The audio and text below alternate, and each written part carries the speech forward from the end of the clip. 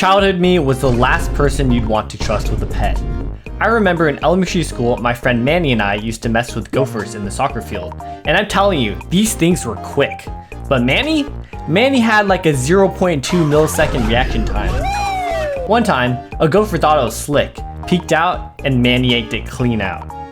I made eye contact with the little gerbil and thought, damn, how funny would it be if I just punched your ass? And so, I winded up my foot and proceeded to full-on Super Smash Bros. Home run this gopher like 40 yards across the field. But as I turned around, I noticed the PE teacher was just glaring at me. I was cooked. Now, I don't remember the school ever explicitly saying, don't punch small mammals, but yeah, I got suspended that day. And my 5th grade teacher even made me write some dumb essay about the food chain and not disturbing the flow of nature or something, which was ironic because 1, these vermin were literally tearing up the grass in our school field, and 2, if they carried diseases, the kids could have been part of natural selection as well. So yeah, I had zero sympathy for gophers. But frogs, I love frogs.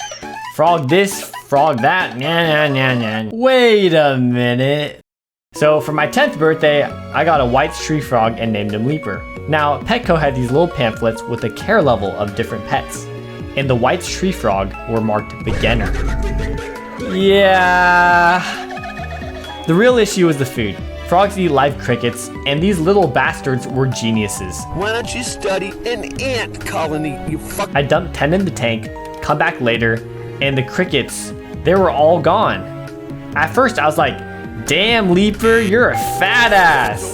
But then in the corner of my eye, I see 3 crickets just sitting on my carpet floor having a whole Socratic seminar. I realized they had been escaping this whole time. But at that point, it was too late. Around the 3-month mark, Leaper died. So I got another frog. I named him Climber. He looked basically the same, maybe a little fatter, which made me think he'd outlive Leaper. I tried taping the terrarium holes to stop the crickets from escaping, but apparently duct tape doesn't cure negligence, because 3 months later, yet again, Climber kicked the bucket. At that point, I was convinced Petco genetically engineered these frogs to just implode after 90 days. Shit was like a Spotify premium trial period. So I switched it up and got a gecko. I wanted a forest themed name because this was his habitat. So I stole Forest Glade from Ni no Kuni, this video game, and named him Glade. Like the bathroom air refreshener, the only difference was my gecko's cage smelled like fucking ass. And Glade was awesome. He wasn't a picky eater and preferred to eat powdered food.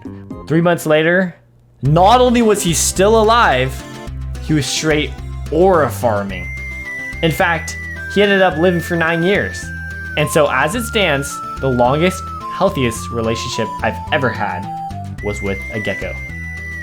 This video took a long time to make, so subscribe down below right now. Right now.